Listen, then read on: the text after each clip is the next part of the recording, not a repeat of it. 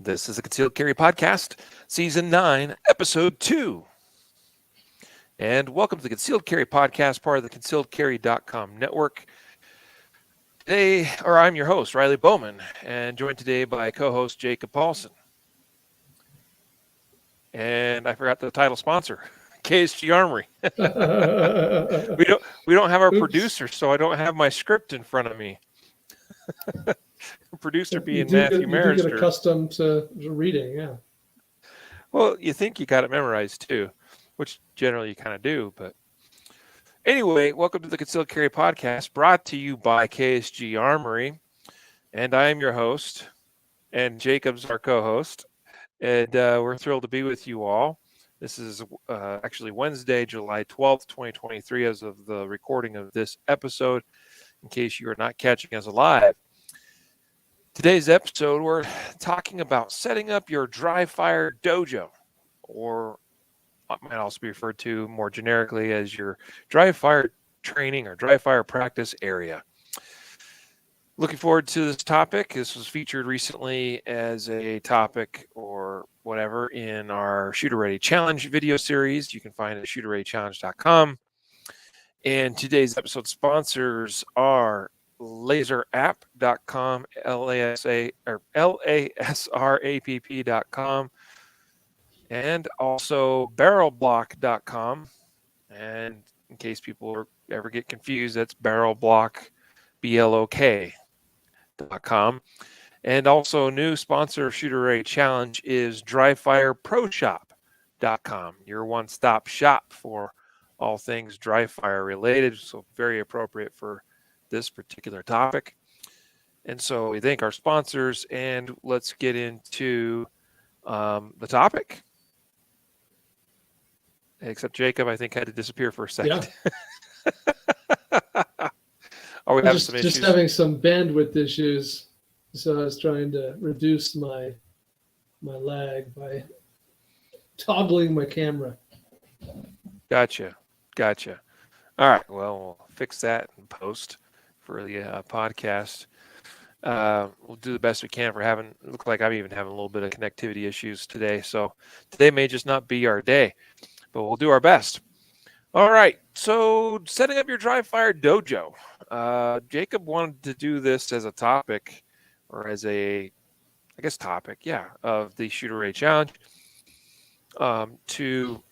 Typically Shooter Ready Challenge is setting up a drill or something dry fire practice related, and then we do it and show you how to do it, maybe show you different ways of doing it, and show you how to do it with this equipment or that equipment or this tool or that tool, but we never actually showed people, like, hey, here's how you set up a productive, efficient, and most importantly safe dry fire practice area. So good topic. And I know it's something that Jacob's passionate about, and also something that Jacob's written about. So where do you want to start? Well, let's talk about, how do you identify a place maybe in your home that it would be appropriate to set up your dry fire stuff. Or another place we could start is, why is it important that there be some consistency in always conducting your dry fire in the same place? Maybe that's the better spot of those two. So I think consistency matters. As you know, we have a series of, we call them When Dry Fire Isn't Dry, news stories, or stories that we've collected over time from people we know or others, in which they've experienced a negligent discharge when conducting dry fire. And there's a lot of patterns that seem to emerge from those. In fact, I recently reread 300 ND stories from a study we did a few years ago. And there are some key patterns that emerge. But one of them, when we look at NDs that come from dry fire specifically, a common pattern is that people are not conducting dry fire in the place they normally do. So they're trying to kind of squeeze out some dry fire reps quickly, kind of ad hoc. And so they're not entering into the place where they would normally do it. We got a buddy, I shouldn't say buddy, someone I'm familiar with, who had a negligent discharge in his kitchen. He doesn't normally conduct his dry fire in his kitchen, but that particular day he was waiting for somebody. They're about to leave the house, and And the person was taking a while, so he's like, while I'm waiting, I'll get into some dry fire reps.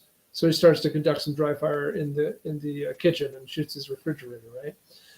A similar one at a gun range where a guy was in his office in the back room of the gun range and decided to just do some quick dry fire and cooks off a round through the sidewall into the shooting area.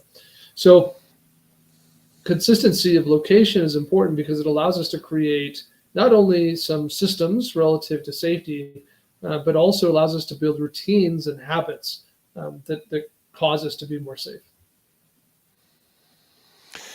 Yeah, I can certainly understand and appreciate that somebody is, like, hey, I've got a few minutes and I'm in a safe place to do so, but maybe not my normal place. And you're like, hey, let's get in some dry fire practice because practice is good. And it's good. It's good to take advantage of opportunities when they present themselves. But there's definitely some truth to what you're speaking about with respect to having some kind of consistency, and that really is the basis of the basis of having a dry fire dojo, an actual dojo where you do it always in the same spot, same location, same way, same place. And so, yeah, definitely some truth there. Now, can that be balanced with taking advantage of opportunities to practice when an opportunity presents itself? I think so, but I think those are exceptions, and that you have to take extra layers or extra levels of care if you're going to do that. So, but the best practice is let's create a training area within our home or our office or wherever it is that we typically, it could be your garage, I suppose, wherever it is you typically do your dry fire practice, and let's make that the dojo, so that like uh, in the same way that you have, say, a martial arts dojo, and a lot of times those come with different rules associated, right? Like you enter my dojo, here's the rules you're going to follow, right? You're going to remove your shoes when you come into the dojo. You're going to, whatever, come up with whatever rules your particular martial arts school has, and your students enter the dojo and they're going to abide by the rules because they're there to learn, to train. And part of that is making sure that even in martial arts that, things are done safely and also respectfully, as you're working with instructors and whatnot. But we can create within our own homes and other locations, wherever that might be for you, a dojo where you enter the dojo, you follow by a set, strict group of rules or procedures so that you are enhancing your safety as you're performing dry fire practice. Because we know that a significant amount or number of negligent discharges that occur from people doing dry fire practice. I've posted several times in our little internal company chat, little screenshots from Facebook groups. It comes up, probably once a month, it seems sometimes, where guy is like, I was doing some dry fire and whoopsie, got a hole in the wall, and Yeah, we there kind was of one last week. laugh Yeah, about last it, but week. it's not. Yeah. But it's a serious matter for sure. Yeah. Last week there was a news story. Guy was at home, had a brand new holster, and he was getting some reps in, testing his new holster. Put a round through his leg. So yeah, I'll add that the dojo thing. I think that it's okay for there to be exceptions. I think that we primarily want to create a training area that is this dojo, but I also think it's important to conduct dry fire in environments where we can't do it at a range. For example, I'll just throw out an example, like going up and down stairs, right? Like in your home, you might have stairs. Well, you might, in a real life scenario, you might have to manage a gun while going up and down stairs. And so creating a dojo in some room or corner of the house is not something that that allows you to practice some of those things that are advantageous to practice at home that you can't practice at a gun range, even with live ammo. So I think that you can create rules for, hey, I'm going to set up this dojo for the majority of my training because there I'm going to have the right gear. I'm going to have practices and procedures, etc. Outside of that dojo, I might still conduct dry fire sometimes, but there's going to be these other rules, and maybe I have to pass through the dojo before I go into the rest of the house, or I don't know. You can create rules. We'll talk about some of those things, I suppose, and we've discussed them in past episodes. But I think the key is that there's rules, there's consistency, there's habits, there's routines, and that we abide by them. But yeah, certainly the topic of this episode is setting up that one spot. Yep. Yep. So, first things first, I think, with respect to that, I mean, you talked about establishing an area. What are some considerations that a person might take into account for where would be the best or better places within a home, let's say, since that's probably the more likely context that most folks find themselves in for dry fire practice? Uh, what would be some considerations for identifying that location, Jacob? I think there's a couple of things that come to my mind. One is that ideally it's a place you can put targets on the wall and not have to take them down. It's just a convenience factor. If I don't have to put up targets, take down targets, put up targets, take down targets, if I can leave them up all the time, that's really nice. So that's probably, especially if you're a married guy like me, there's going to be some places you probably are not allowed to just leave targets up on the wall all the time. As you can see, if you're watching the video, I got some targets behind me right now on the wall. And I'm allowed to leave those there. This is my little home office. I can conduct dry fire in this room. So I think that's one consideration. This is a weird, like Jacob thing. No one else probably cares, but I like the idea of passing through a doorway. I like the idea that, hey, this is a room, a room with a door that I walk into, and this is not a place that I hang out in all the time. This is not a room that I just, inherently I'm here all the time. It's more like maybe it's a storage space or an unused space or space that you primarily only go into to conduct dry fire, so that it's not getting confused with other uses or things. It's like, hey, when I come into this room, I don't have to ask myself, well, I'm just going in to grab that thing, so I'll just keep my gun on. It's like, no, that might happen, but primarily when I come into this room, it's for the purpose of conducting dry fire. It's not a place I hang out. Because if it's a hangout place, let's say it's your family room, for example, well, that's a place you should be carrying concealed. That's a place where you should be armed. If some sort of incident takes place at the home, and man, we got plenty of those stories to back up this one, right? Then we believe you should be armed. We believe that carrying concealed is not an out of the home thing; it's an all the day, all the time thing. And so, if your same place you hang out is also a place you conduct dry fire, then I think it complicates the idea of creating a safe space for conducting dry fire. I think it makes a lot of sense to say, hey, this is the entrance into my dry fire practice area. I am crossing this threshold, and there are certain things that I do once I cross that threshold or within that space, and certain things that I do not. And so making that clearly delineated certainly has its advantages, especially from a safety and a consistency perspective. Although obviously we recognize that not everybody with their own individual home setup may not be able to create their dry fire dojo in a separate room with a door and a threshold and all of that. So the point here is, I mean, that's one way of doing it. You can certainly take an office or a particular bedroom or whatever it is and say this is the dry fire dojo, and you create or establish those procedures and rules for that. Or if you don't have a separate standalone room where that's possible to do, then you can designate a certain area or a part of a room. Most of my dry fire practice is done in my basement, which is finished, but we don't actually have any bedrooms downstairs. We have a guest room in the basement, so it's rarely occupied. And I have a home office in the basement. So the nice thing about that is I am below ground, below grade. So I've got ample safe directions that I, can have from a, well, number one, safety, rules perspective, but just as having a fallback in case something were to happen, an accident were to be made somehow. And then primarily I use the our family room that we have down there. It's a pretty big room. It's fairly long, actually, in dimension, not so much wide, um, but that actually affords me some flexibility in terms of what I can set up and what I can do.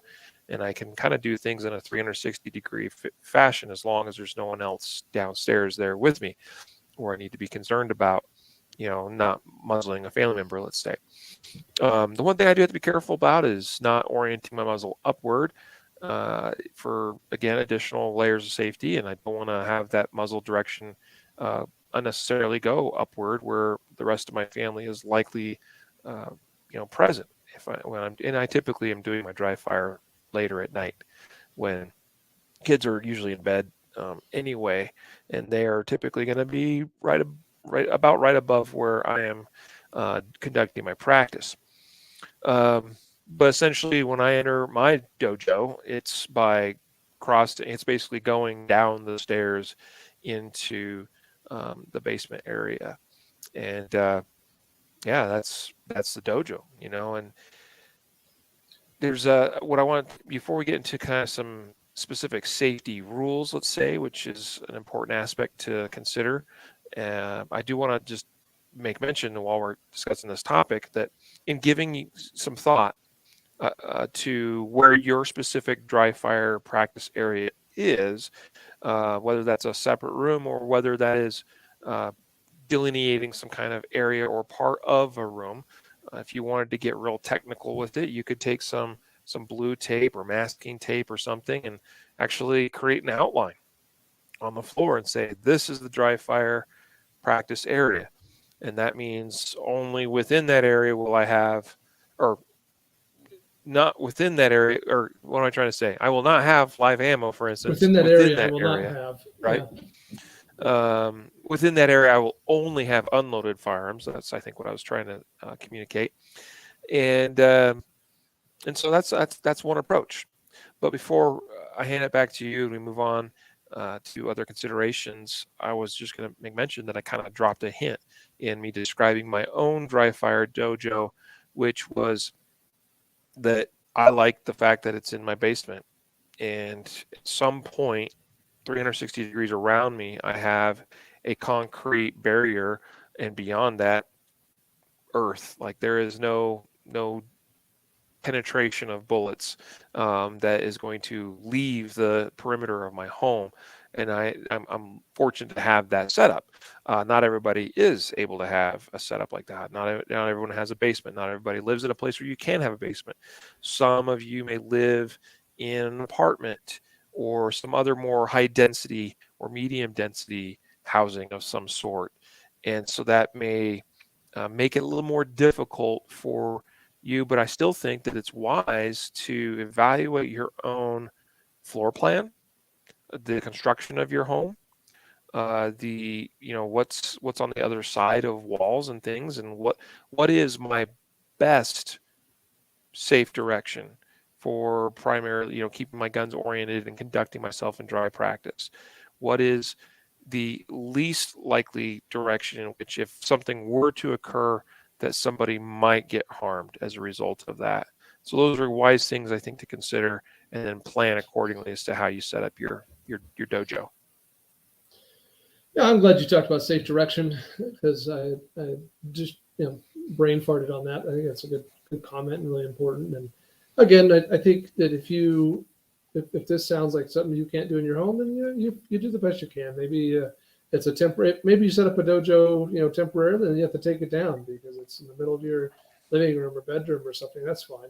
I think more important are the routines associated and the rules associated with it than necessarily where it is or if it's permanent. But there's ideal, and then there's sort of how you Mm-hmm. do your best and figure it out.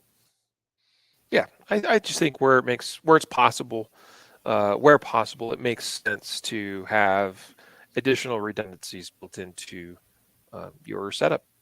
Yeah. So, Yep. because mistakes do happen, even to those of us that are well experienced, we know that. We certainly have seen evidence of that, and perhaps know people that have um, no excuse making mistakes, but in fact do, because we're human and we do such things.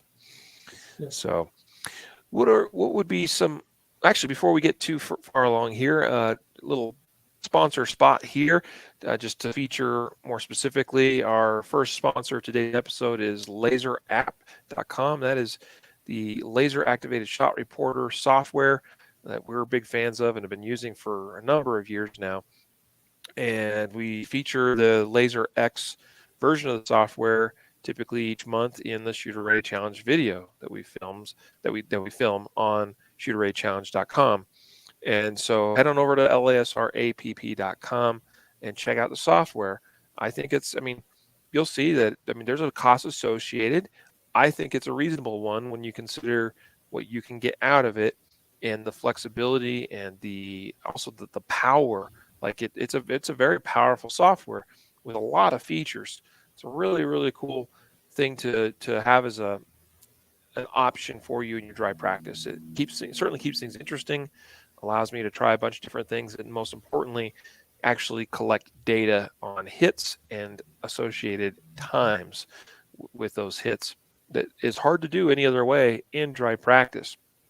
So check out laserapp.com today. We appreciate their sponsorship of the podcast. So, Jacob, what are some of the other kind of safety guidelines, safety rules, and or procedures that, when we enter the dojo, what are the things we should be doing to ensure we conduct ourselves safely? I think the biggest key here is about ammunition. Because depending on the kind of dry fire you're going to conduct, you might need / want your actual gun, right? So we can't say no live guns in the dojo or in the training area, but we can say no live ammo. And so that's that threshold that you've established, whatever it is. I think that the most common best practice, I'll give an alternative idea, but the most common best practice is remove, strip, unload, clear all live ammo, and don't let it cross the threshold. And so depending on your lifestyle and situation, that might mean you even need a little gun safe right there near the threshold, something that you can lock the gun up in, which is what you did in the Shoot Ready Challenge when you filmed it. I think there's other options as well. Potentially, I'm going to take my gun into the dojo, and that's fine. So maybe I just got a little shelf or a drawer, whatever, end table where I take my full mag and I put the mag there. I clear the chamber, put the round there, maybe in that same place, wherever that place is at the threshold. Maybe that's also where I'm retrieving a barrel block or something else that I'm going to insert into the gun, if that's available to you. We'll talk about some of those other things, I'm sure. But the key is clear guns, no live ammo. So in the training area, I'm not taking in any ammunition. Potentially, depending on my economic situation, I could have dedicated mags for dry fire, so I don't have to even worry about dumping a mag, removing all the rounds and having an empty mag to take in with me. Maybe I can just remove my mag and just set it down. And when I get into the dojo, I'm going to have some empty mags, or at least one or two waiting for me. But if I am going to clear and take in my gun and or mag, then I do think having mag block and barrel block right there is the way to go, because unloaded is good and unloaded is important, but inert is best.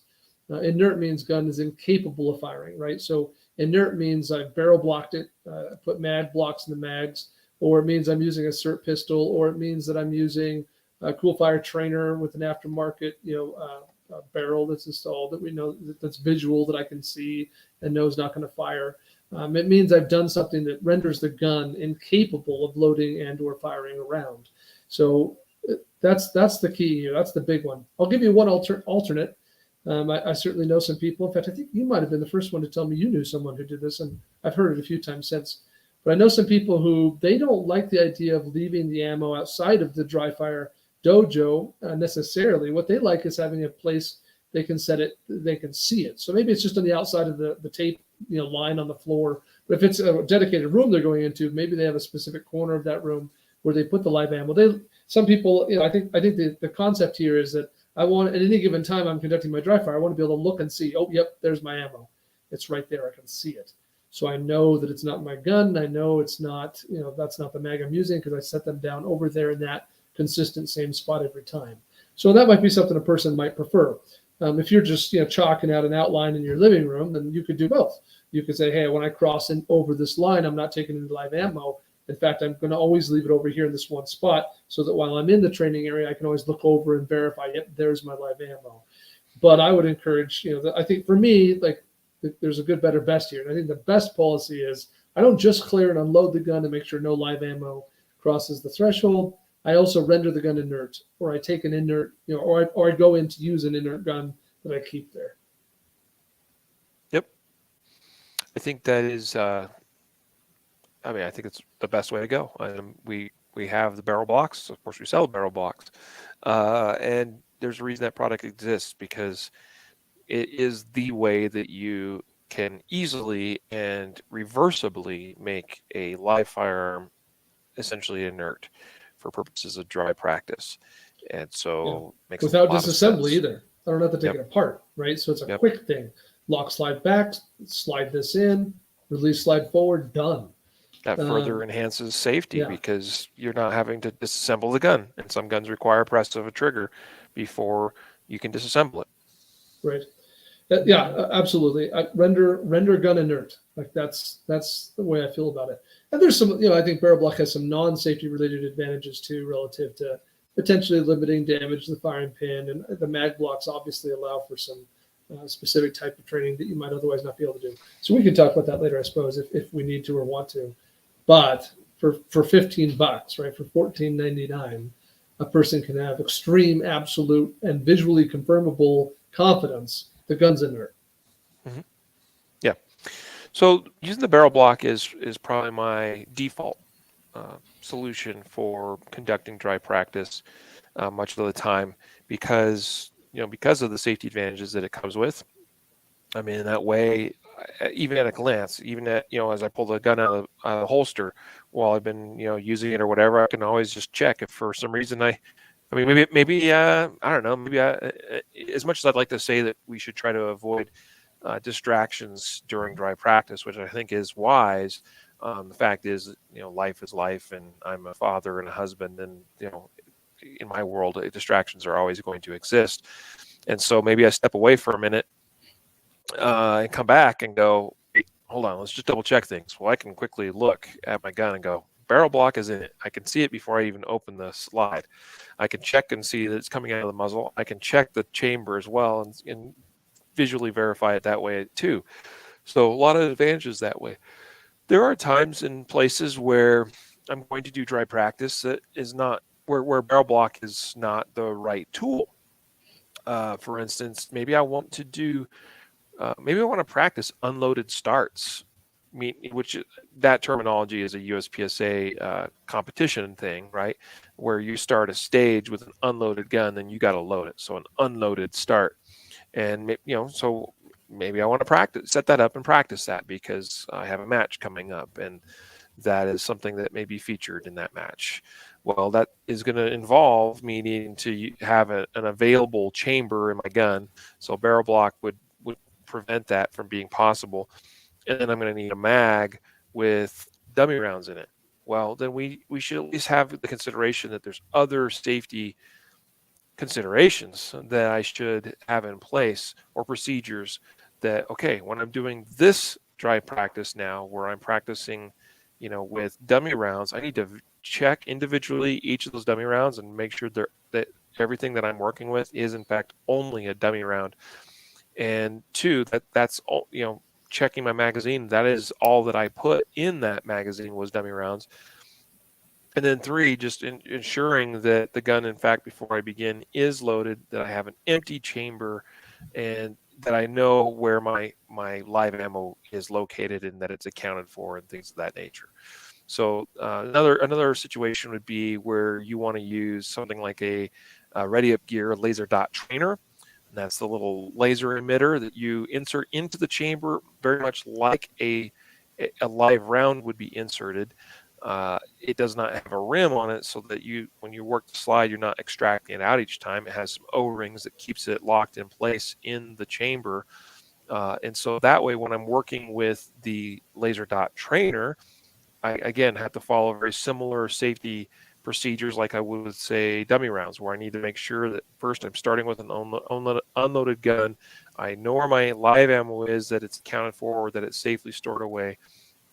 And also, it's good to make sure that when you're using something like those laser cartridge inserts, that they got the O-rings, and sometimes over time those O-rings dry out or they get worn, and they may not start retaining in the chamber as well. Well, if I'm intentionally practicing with a laser trainer like that, I want to ensure that when I've inserted it in the chamber, I want it to stay in the chamber. So you got to be, kind of stay up to snuff, if you will, with respect to maintenance of that laser dot trainer, so that, hey, this is in the chamber now. I don't have a barrel block. I've got the laser dot trainer instead, and that's my accountability at that point. That one, I know that's in there. I've checked. I'm careful not to have any live ammo anywhere near where I'm practicing, and I want that laser dot trainer to stay in there, so that we're not ending up with an unnecessarily open chamber. So point again being is just that sometimes there's a time and place for conducting other dry practice where a barrel block wouldn't really be feasible, and so you want to make sure you're thinking of those situations as well, and having procedures in place that allow you to conduct that safely as well. The final situation I'll just mention, I'm sure you have other comments, Jacob, is that you've seen me, perhaps if you've followed in for any amount of time or seen Shooter Ready Challenge videos, sometimes I use the cool fire trainer. And that would be another example of taking a live firearm and essentially making it inert, in that the whole barrel is replaced. And I mean, it's not even possible for a round to be chambered yet alone fired. It's its own standalone dry fire system. Yeah, the thought that came to my mind, I never thought about it this way before until just now as you were talking. But I think it's my opinion that it's a good habit to build, and I teach this, that every time I put a holster, because every time I put a gun in a holster, I do a function check on that gun. A function check maybe is even the wrong word. I'm not like checking, the internals. What I'm really doing is making sure it's staged properly. So I remove the mag, check how many rounds are in the mag. I'm talking about live fire right now, to be clear. Just I'm circling back to dry fire in a moment.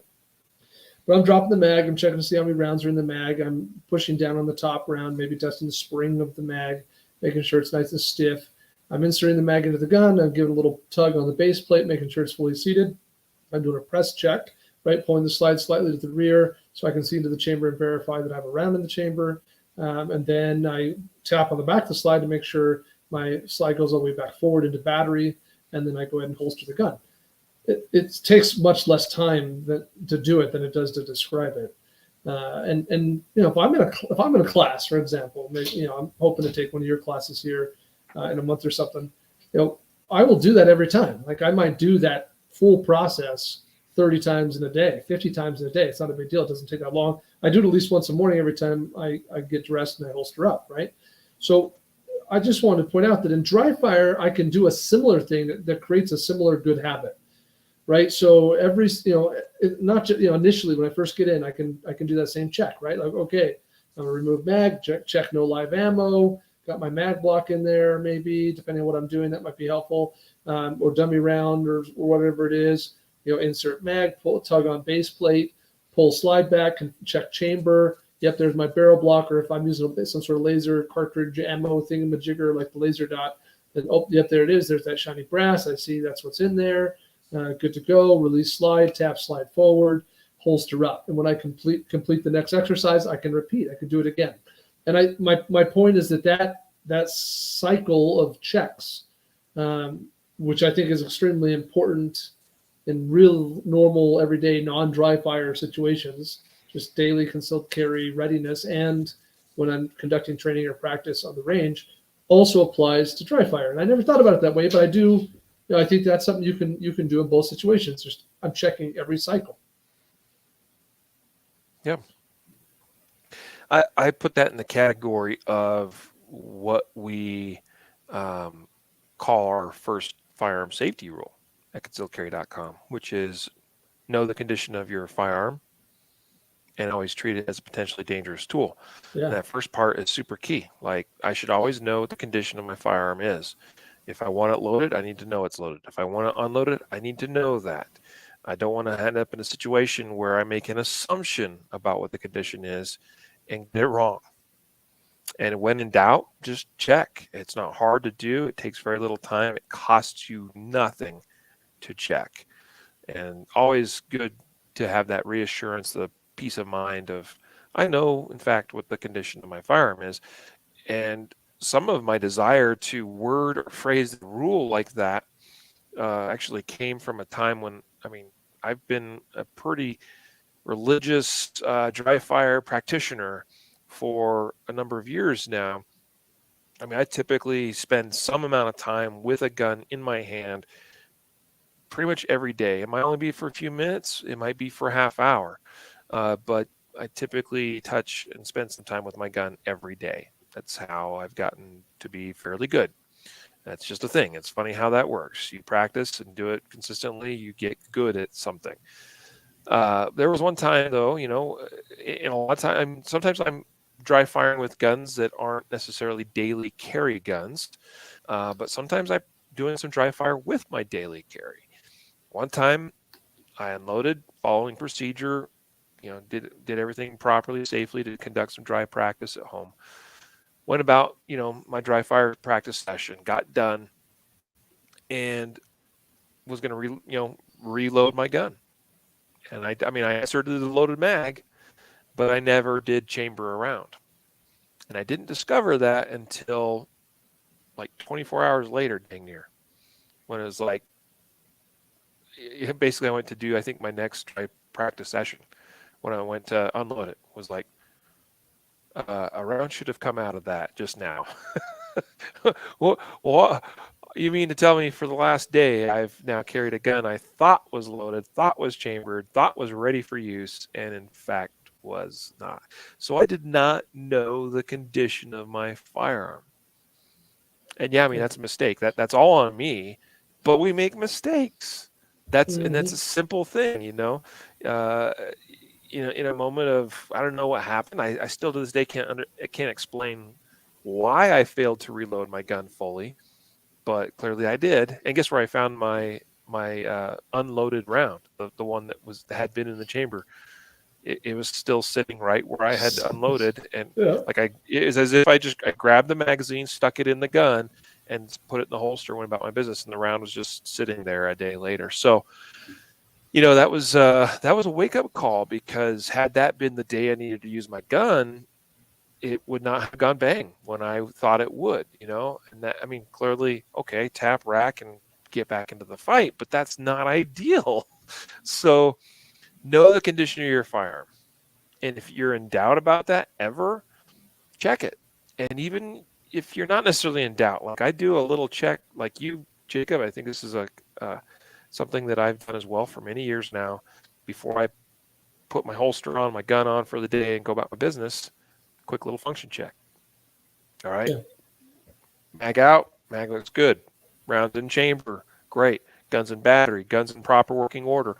I'm running an optic most of the time these days. Okay, optic still functioning? Yep, optic looks good. When's the last time I changed out the battery? Oh, that was 6 months ago. Okay, maybe it's about time I consider changing the battery. It's that daily check of making sure my equipment's operational. Oh, is this starting to get a little bit dirty? Am I getting a lot of lint trapped in the firearm? The fire control components.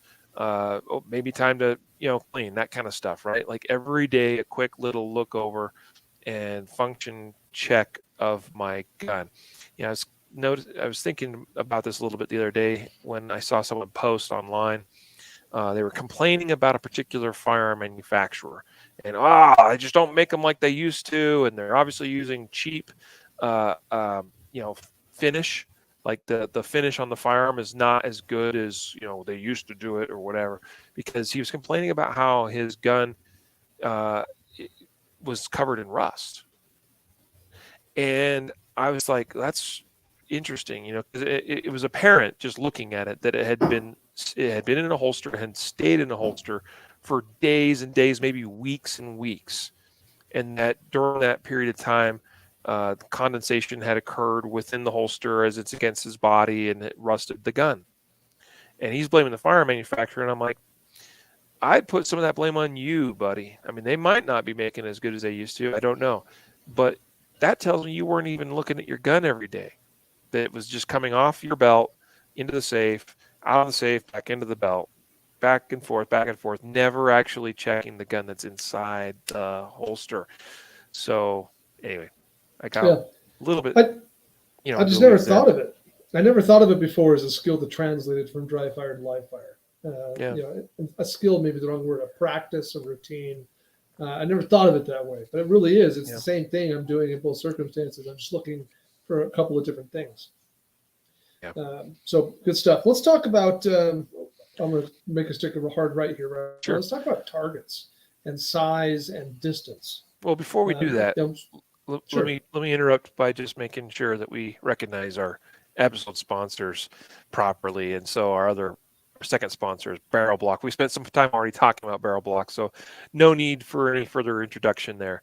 But it is the industry leading dry fire safety product, I believe, and so check them out. Not very expensive, and it's absolutely worth its weight in gold. From a safety perspective, and affords you a lot of flexibility what you could do with your firearm. And if you're one of those that lives in a higher density residential area or complex, you absolutely should have and should utilize a barrel block for that additional layer of safety. Of maybe you don't have a true safe wall that you can use to as a safe direction while you're working with a live firearm, but you put a barrel block in it, make it inert. And at that point, it's really not any different than a SIRT pistol. So check it out, barrelblock.com. All right, your pivot. Targets. Yep, targets. So there's lots of different styles of targets. I don't know that has a lot of relevancy here, other than there might be specific things you're training for, or there might be, if you're a competitive shooter, then there might be certain types of targets you want to work with because they're comparable to what you're going to see in competition. I think there's a lot of options is the short answer. So we have a bunch of targets that people can download and use for dry fire, right, Riley? You put most of those together. Yeah. And that idea came up. It's been a couple of years ago now, and we've made some updates here and there. Most recently, just like a month or so ago, we added a couple of targets that had what we call hardcover on them. So essentially, they're similar to USPSA targets, but certain parts of those target areas are not, they're not hit areas, they're not hit zones, and so may not be relevant for everybody. But it could also be. I mean, even like what's great about the USPSA target, by the way, is it is humanoid in shape, so at least it somewhat represents a human silhouette, and I don't think that's a bad thing at all. And so I like using USPSA targets for pretty much everything these days, to be honest with you. I mean, sometimes I mix in a few different things, but I think the USPSA target's pretty generic and readily available and easy to use and works for my competition context, but I think is perfectly applicable for defensive context.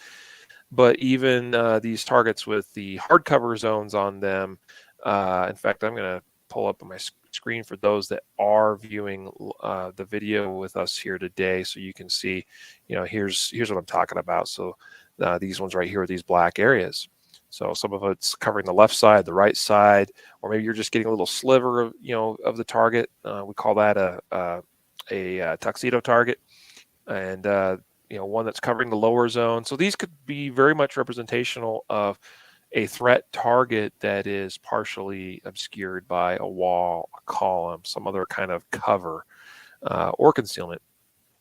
But as I scroll up on the page here, you see, it started with just some simple shapes, rectangles and squares and circles. And some of these were things I came up with, and some were actually they're actually inspired by specific drills that are known in the industry, and you can just download and print and use these to your heart's content. Even if you just want a simple A zone printed out on an 8.5 by 11 piece of paper, there's one of those available.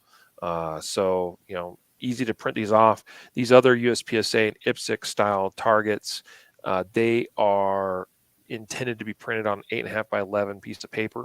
That's really the case with all of these. But these USPSA and IPSC targets, and there's even an IDPA target, these are intended to be at 1/3 scale.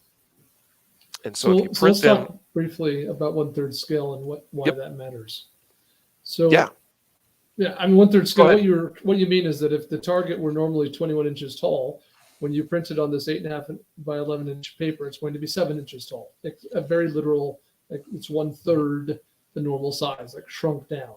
But this is relevant because you can adjust for that by choosing your distance from the target, right? So if normally I would shoot at the full size target at uh, whatever 21 feet, then 7 yards. if I 7 yards, then if I scale it down to 1/3 size by printing it off on my home printer, then I can cut the distance by third and get a similar challenge or similar experience.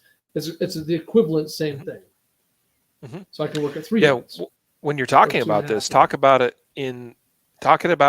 about it in feet and yards, because whatever the target when you're using a 1/3 scale target, if you typically shoot that target at 7 yards, 10 yards, 25 yards, then you set that 1/3 scale target at 7 feet or 10 feet or 25 feet, and it will have the same relative size as it appears to your eye as that. So whatever that distance is in feet, that number, 7 feet equals 7 yards when you're using 1/3 scale target. That's the beautiful thing about 1/3 scale target, is because you can translate and you can translate it to something that you typically do at the range, but it's scaled down to an appropriate thing that fits in most people's home dimensions.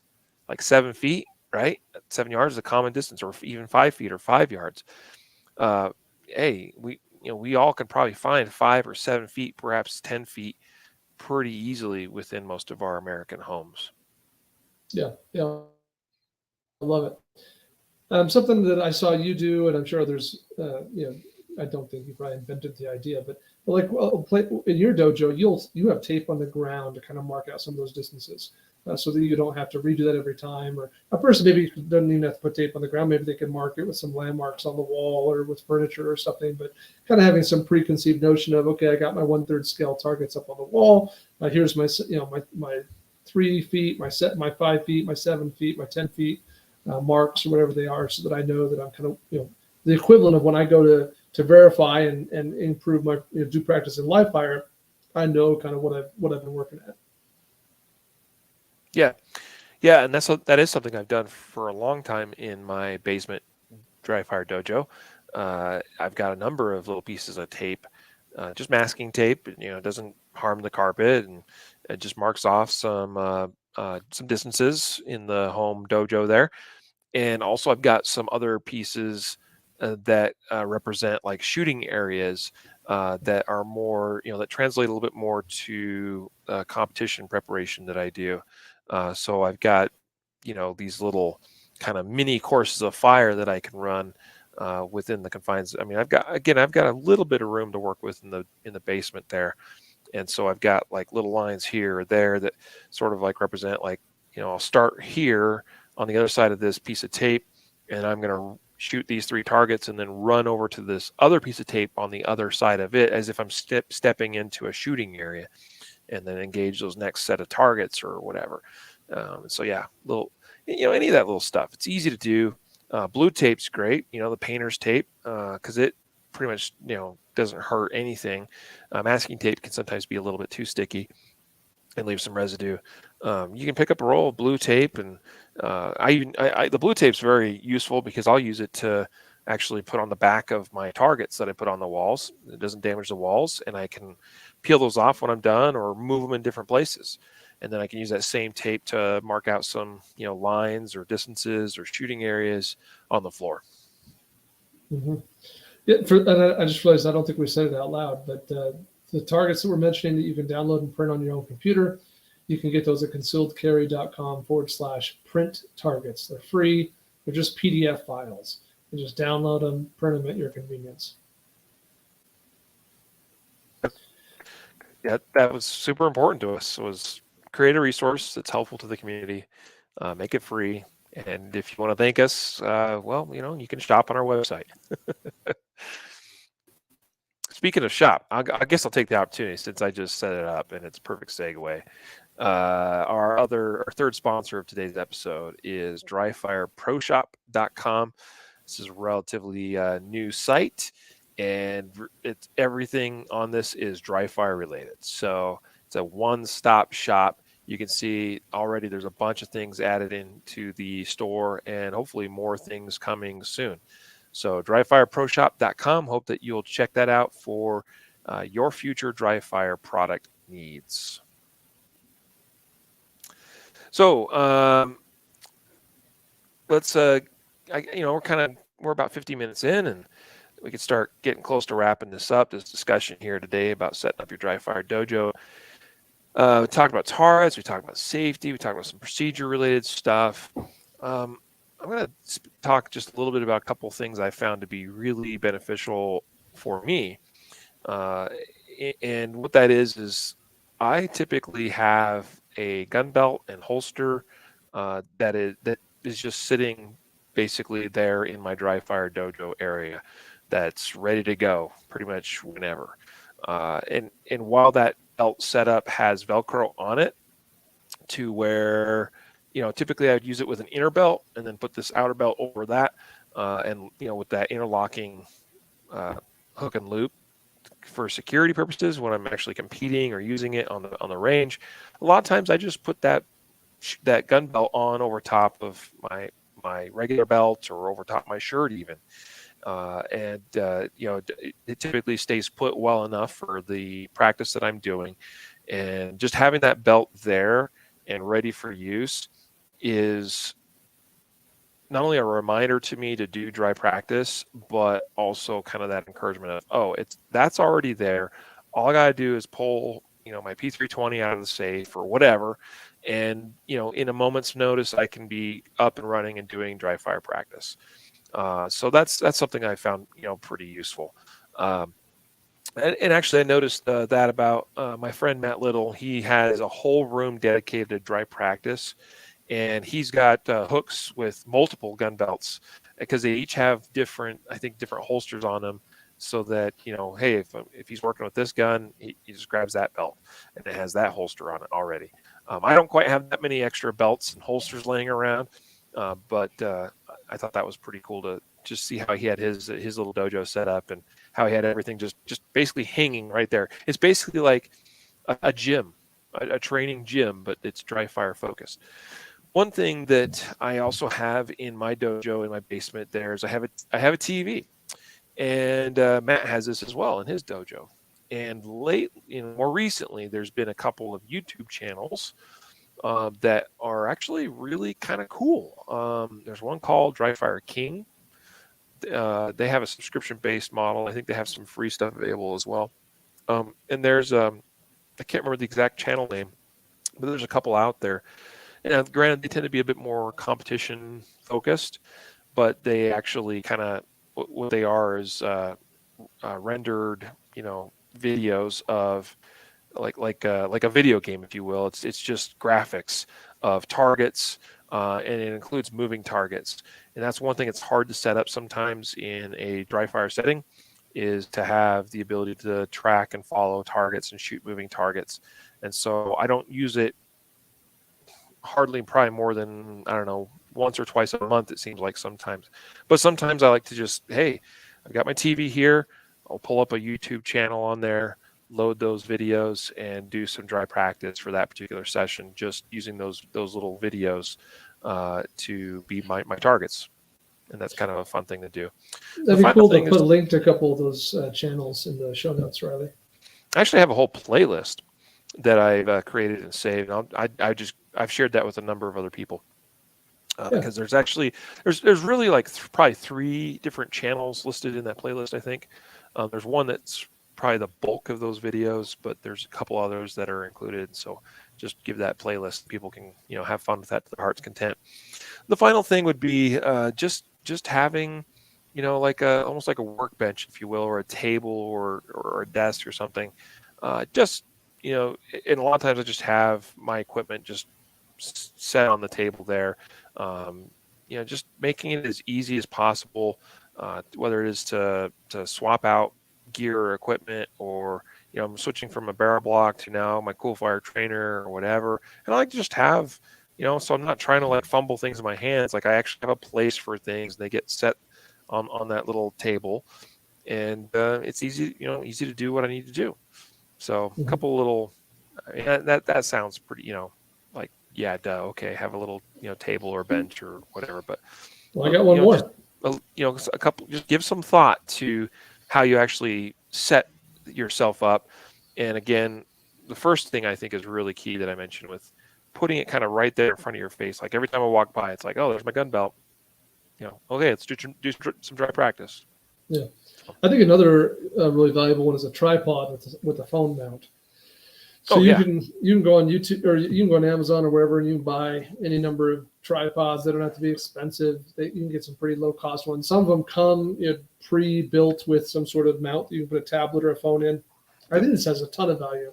One, I think there's a lot of value to just turning on your camera and filming yourself. And just being able to review the video and be like, oh, geez, that's what that looked like. No wonder I fumbled that one so bad. Or, what does it look like when I press that trigger? And what's happening with my sight picture? I don't know, whatever the thing might be. But there's also a number of tools that over time you might come to use, like Riley and I often do. We mentioned, of course, with the sponsor, one of our sponsors today's episode, Laser, but also, you might use Mantis Laser Academy, or you might use sure, I don't know. You might have a shot timer app that you're running just to give you some cues with a par time that you might be running on a phone. There's any number of things out there that you might be doing, and so that gives you quick access. You might prefer to run that on some sort of bigger tablet, so you have a bigger screen, so you can see easier, or you might just pop your phone in there and hit record. I don't know, but I think it's a very low cost option to have a little tripod available to you in your dry fire dojo. yeah, absolutely. I know that's something that we mentioned in the Shooter Aid Challenge. Of course, you see us use the tripod all the time in Shooter Aid Challenge when we're setting up the Laser X software. And to your point about filming yourself, that is hugely, hugely beneficial so that you can actually watch yourself and self-analyze, self-diagnose. If you're just kind of doing the thing and you never, are able to see it from a third person perspective, uh, you may very well feel like you're doing something the correct way, but then you watch it and you're like, oh, I didn't know I was doing that. I didn't know I had all this extra movement in my draw or whatever.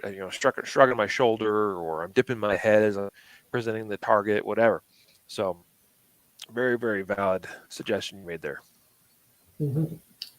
Yeah, I think those are all pretty good ideas for the dojo. I think um, you need to almost probably worth writing down, maybe even stick it on the wall if you have a dedicated space for it. But it's important to think about your routines, right? When I step into my training area, I will have done X, Y, Z. I will then do this, and then I'll conduct my training. And when I'm done, this is how I will also finish. Having a clear um, a clear, defined finish, to the dry fire is just as important as having a clear and defined start, relative to safety and things. I had a customer tell me that he didn't realize for 3 or 4 days he was carrying around his carry gun with a barrel block in it. Hmm. There's all sorts of things that went wrong with that, but more, there's That's other not all potential that dissimilar from my from own your story, issue. except that Yeah. his is not fixable on the fly. No, no, that's going to be a problem. And I don't know why he never noticed that orange stick sticking out either. But anyway, I think the point is another common pattern we see in the negligent discharges is what I'll call distraction and return. So very, very common. In fact, I'd say 9 out of 10 dry fire NDs come down to was conducting dry fire, then thing happened that distracted me. Then I went back to conduct more dry fire and had an ND. So um, having a clear finish. Okay, I'm done now, and here's what I do when I'm done is also very important. Yeah, no, you're spot on with that. It's like, bookends to the practice session. At the beginning of that, you have all these procedures and safety guidelines or rules you're going to follow so that you begin your dry practice session safely. And then you got to have something on the opposite end of that, whether it is to get back loaded. We talked about the potential for that not happening, but call it that one last rep, syndrome, if you will, where someone's like, and this has absolutely happened, where somebody just got done doing dry practice, and so you're kind of in that mode of doing reps, and you're like, draw a gun and present and press trigger or whatever, and you get done with your practice session, you load up back up, and maybe you gone about something for 5-10 minutes, and like, let's do one more rep, and next thing you know, you're firing a bullet through your wall. You got to clearly delineate that, nope, now the practice session is complete, is finished, my gun goes back in the holster, and it shall remain there. Like, we are hot now, we're loaded, we are live, practice is done, we're not touching that again. That is super, super important, so you don't end up having a one last rep syndrome, negligent discharge. So watch for that, and begin and end with safety in mind. Absolutely. Yep. Have fun, guys. Dry fire is meant to be a good time. I know we talk about it a lot on our website. We talk a lot about it here on the podcast, and we sell a lot of products related to it. We have barely scraped the surface on dry fire products. That was not the purpose of today's conversation.